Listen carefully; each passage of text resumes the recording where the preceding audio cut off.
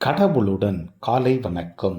புனித மத்தேயு எழுதிய நற்செய்தி 13ஆம் அதிகாரம் 18 முதல் 23 வரை உள்ள இறைவார்த்தைகள்.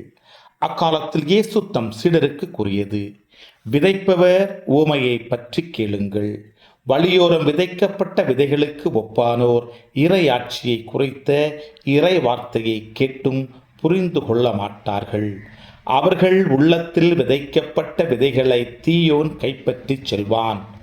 பாறை பகுதிகளில் விதைக்கப்பட்ட விதைகளுக்கு ஒப்பானோர் இறை வார்த்தையை கேட்டவுடன் அதை மகிழ்ச்சியோடு ஏற்றுக்கொள்வார்கள். ஆனால் அவர்கள் வேறற்றவர்கள், எனவே அவர்கள் சிறிது காலமே நிலைத்திருப்பார்கள். இறை வார்த்தையின் பொருட்டு வேதனையோ இன்னலோ நேர்ந்தவுடனே தடுமாற்றம் அடைவார்கள்.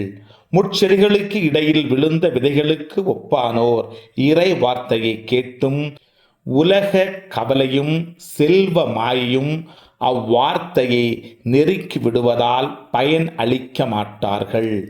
நல்ல நிலத்தில் விதைக்கப்பட்ட விதைகளுக்கு ஒப்பானோர் இறை வார்த்தையை கேட்டு புரிந்து கொள்பவர்கள். இவர்களுள் சிலர் 100 மடங்காகவும், சிலர் 60 மடங்காகவும், சிலர் 30 மடங்காகவும் பயனளிப்பர். கிறிஸ்துவின் நற்செய்தி. இந்த நாள் இனிய நாளாக அமைய வாழ்த்துக்கள். பல பல பல புதுமைகள் பெருமைகள் இனிமைகள் இறங்கிய நல்ல நாள், ஒரு நல்ல நாள், நம் தேவன் தந்த நாள். இது நல்ல நாள், ஒரு நல்ல நாள், நம் தேவன்